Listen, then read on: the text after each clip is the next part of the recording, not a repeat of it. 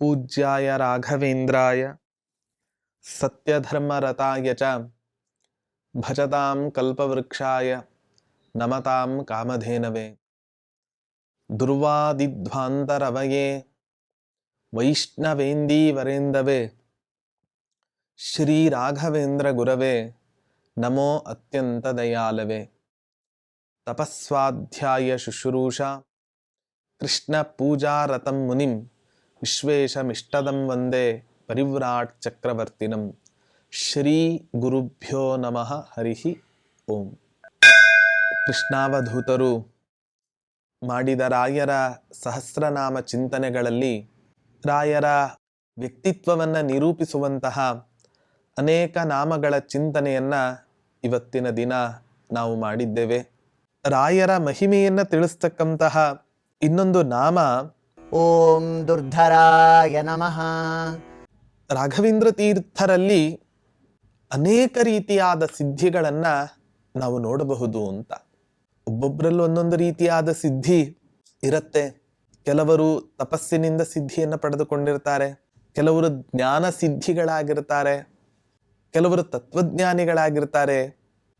ಹಾಗಾಗಿ ರಾಘವೇಂದ್ರ ತೀರ್ಥರಲ್ಲಿ ಎಂಥ ಸಿದ್ಧಿ ಇತ್ತು ಅಂದರೆ ಎಲ್ಲ ರೀತಿಯಾದ ಸಿದ್ಧಿಗಳು ಕೂಡ ರಾಘವೇಂದ್ರ ತೀರ್ಥರಲ್ಲಿ ನಾವು ನೋಡಬಹುದಾಗಿತ್ತು.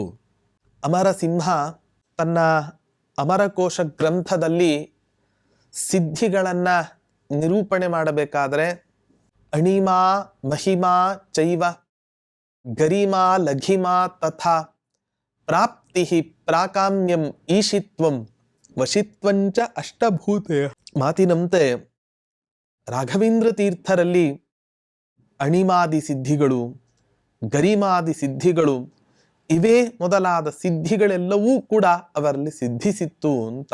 ಹಾಗಾಗಿ ಈ ಎಲ್ಲ ರೀತಿಯಾದ ಸಿದ್ಧಿಗಳನ್ನು ತಮ್ಮ ಜೀವನದಲ್ಲಿ ಮಾಡಿಕೊಂಡಿದ್ರು. ಆದ್ದರಿಂದ ಬೇಡಿದ ಭಕ್ತರ ಇಷ್ಟಾರ್ಥಗಳನ್ನು ಪೂರೈಸಲಿಕ್ಕೆ ರಾಘವೇಂದ್ರ ತೀರ್ಥರಿಗಷ್ಟೇನು ಕೂಡ ಕಷ್ಟ ಆಗಲಿಲ್ಲ. ಸಿದ್ಧಿ ಸಿದ್ಧಿ ಅಂತ ಎಲ್ಲ ಹೇಳಬೇಕಾದ್ರೆ ಸ್ಮೃತಿ ಗ್ರಂಥಗಳಲ್ಲಿ ಸಿದ್ಧಿ ಒಟ್ಟು 8 ವಿಧ ಅಂತ ಹೇಳ್ತಾರೆ. ಅದರಲ್ಲಿ ಊಹಾ ಅಂತ ಹೇಳಿದ್ರೆ ಅನ್ನೋದೊಂದು ಸಿದ್ಧಿ. ಏನು ಊಹಾ ಅಂತ ಹೇಳಿದ್ರೆ ಏನು ಅಂತ ಹೇಳಿದ್ರೆ, ಯಾರ ಉಪದೇಶವನ್ನೂ ಕೂಡ ಪಡೆಯದೆ ಹಿಂದಿನ ಜನ್ಮಗಳಲ್ಲಿ ಅನೇಕ ರೀತಿಯಾಗಿ ಅಧ್ಯಯನವನ್ನ ಮಾಡಿರ್ತಾನೆ, ಅತಿಶಯವಾದ ಒಂದು ಅಭ್ಯಾಸವನ್ನು ಕೂಡ ಮಾಡಿರ್ತಾನೆ. ಅದರ ಒಂದು ಬಲದಿಂದ ತತ್ವಗಳನ್ನ ಸ್ವಯಂ ತಾನಾಗಿ ಊಹೆ ಮಾಡಿಕೊಳ್ತಕ್ಕಂತಹದ್ದೇನಿದೆ, ಇದನ್ನು ಕೂಡ ಒಂದು ಸಿದ್ಧಿ ಅಂತ ಕರೀತಾರೆ. ಅನೇಕ ಜ್ಞಾನಿಗಳನ್ನು ಇವತ್ತಿನ ದಿನ ನಾವು ನೋಡ್ತೇವೆ. ಟೀಕಾಕೃತ್ಪಾದರು ಮನುಷ್ಯರ ಕಣ್ಣಿಗೆ ಕಾಣಿಸುವಂತೆ ತುಂಬಾ ಅಲ್ಪ ವರ್ಷದಲ್ಲಿ ಇದ್ದರೂ ಕೂಡ ಹಿಂದಿನ ತಮ್ಮ ಜನ್ಮದಲ್ಲಿ ಆಚಾರ್ಯರ ಮುಖ ಕಮಲದಿಂದ ಸಾಕ್ಷಾತ್ತಾಗಿ ತತ್ವೋಪದೇಶವನ್ನ ಪಡೆದಿರತಕ್ಕಂತಹ ಒಂದು ಅಚಲವಾದ ಸಂಸ್ಕಾರ ಆ ಜಯತೀರ್ಥರಲ್ಲಿ ಇತ್ತು ಅನ್ನೋ ಕಾರಣದಿಂದಲೇ ಟೀಕಾಕೃತ್ಪಾದರಾಗಿ ಹುಟ್ಟಿ ಆಚಾರ್ಯರ ಗ್ರಂಥಗಳಿಗೆ ಇವತ್ತಿನ ದಿನ ವ್ಯಾಖ್ಯಾನವನ್ನ ಮಾಡಿ ಟೀಕಾಕೃತ್ಪಾದರೆ ಅಂತ ಪ್ರಸಿದ್ಧರಾಗಿದ್ದಾರೆ ಇವತ್ತಿನ ದಿನ ಜನಮಾನಸದಲ್ಲಿ. ಹಾಗಾಗಿ ಇದೊಂದು ರೀತಿಯಾಗಿರ್ತಕ್ಕಂತಹ ಸಿದ್ಧಿ ಅಂತ ಹೇಳ್ತಾರೆ. ಇನ್ನೊಂದು ಶಬ್ದ ಸಿದ್ಧಿ ಅಂತ ಹೇಳ್ತಾರೆ.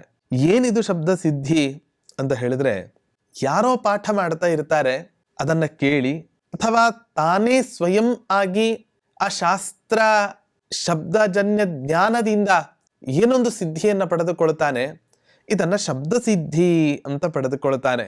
ಇನ್ನು ಅಧ್ಯಯನ, ಅದು ಕೂಡ ಒಂದು ಸಿದ್ಧಿಯೇ ಅಂತ ಹೇಳ್ತಾರೆ. ಅಧ್ಯಯನದ ಸಿದ್ಧಿ ಅವನ ಹತ್ರ ತುಂಬಾ ಇದೆ. ಹಾಗಾಗಿ ಪಾಠ ಮಾಡ್ತಕ್ಕಂಥ ಸಂದರ್ಭದಲ್ಲಿ ಅವನಿಗೇನು ಕೂಡ ತೊಂದರೆ ಆಗಲ್ಲ ಅಂತ ಹೇಳ್ತಾರೆ. ಯಾಕೆ? ಆ ವ್ಯಕ್ತಿ ವಿದ್ಯಾರ್ಥಿ ದೆಸೆಯಲ್ಲಿ ಇರತಕ್ಕಂಥ ಸಂದರ್ಭದಲ್ಲಿ ಅಧ್ಯಯನವನ್ನ ಸರಿಯಾದ ಕ್ರಮದಲ್ಲಿ ಮಾಡಿ ಆ ಅಧ್ಯಯನದ ಸಿದ್ಧಿಯನ್ನು ಪಡೆದುಕೊಂಡಿರ್ತಾನೆ. ಹಾಗಾಗಿ ಪ್ರತಿಯೊಬ್ಬ ಪುರುಷನೂ ಕೂಡ ತನ್ನ ಜೀವನದಲ್ಲಿ ತನಗೆ ಇಷ್ಟವಾದ ಕೆಲಸಗಳಲ್ಲಿ ತಾನು ಸಿದ್ಧಿಯನ್ನು ಪಡೆದುಕೊಂಡಾಗ ಮಾತ್ರ ಆ ವ್ಯಕ್ತಿ ಯಶಸ್ಸನ್ನು ಪಡೀಲಿಕ್ಕೆ ಸಾಧ್ಯ ಆಗತ್ತೆ. ಹೀಗೆ ಊಹಃ ಶಬ್ದಃ ಅಧ್ಯಯನಂ ದುಃಖ ವಿಘಾತಾಸ್ತ್ರಯಃ ಸುಹೃತ್ಪ್ರಾಪ್ತಿ ದಾನಂಚ ಸಿದ್ಧಯೋಷ್ಟೌ ಪ್ರಕೀರ್ತಿತಾಃ ಎನ್ನುವ ಮಾತಿನಂತೆ ಒಟ್ಟು 8 ರೀತಿಯಾದ ಸಿದ್ಧಿಗಳನ್ನು ಇವತ್ತಿನ ದಿನ ನಾವು ಶಾಸ್ತ್ರದಲ್ಲಿ ನೋಡಬಹುದಾಗಿದೆ. ಇಂಥ ಎಲ್ಲ ಸಿದ್ಧಿಗಳು ಕೂಡ ರಾಘವೇಂದ್ರ ತೀರ್ಥರಿಗೆ ತೃಣ ಸಮಾನ ಆಗಿ ಹೋಗಿತ್ತು. ಎಲ್ಲ ಸಿದ್ಧಿಗಳನ್ನು ಕೂಡ ಮಹಾನುಭಾವರು ಪಡೆದುಕೊಂಡು ಬಿಟ್ಟಿದ್ರು. ಆದ್ದರಿಂದ ಅಂತಹ ಅಣಿಮಾದಿ ಸಿದ್ಧಿಗಳಿಂದ ಅಲಂಕೃತರಾದ, ಹಾಗೆ ತಪಸ್ಸಿನ ಸಿದ್ಧಿಯುಳ್ಳಂತಹ, ಮಂತ್ರಸಿದ್ಧಿಯುಳ್ಳಂತಹ ಯಾವ ಈ ರಾಘವೇಂದ್ರ ತೀರ್ಥರಿದ್ದಾರೆ, ಇವರಿಗೆ ನಾನು ನಮಸ್ಕಾರವನ್ನು ಮಾಡ್ತೇನೆ ಅಂತ ಹೇಳಿ ಸ್ತೋತ್ರವನ್ನು ಮಾಡ್ತಾ ಇದ್ದಾರೆ.